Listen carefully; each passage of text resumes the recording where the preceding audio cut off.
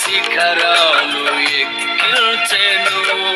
నా చెలిమి నీతోనే, నా కలిమి నీలోనే, నా చెలిమి నీతోనే, నా కలిమి నీలోనే.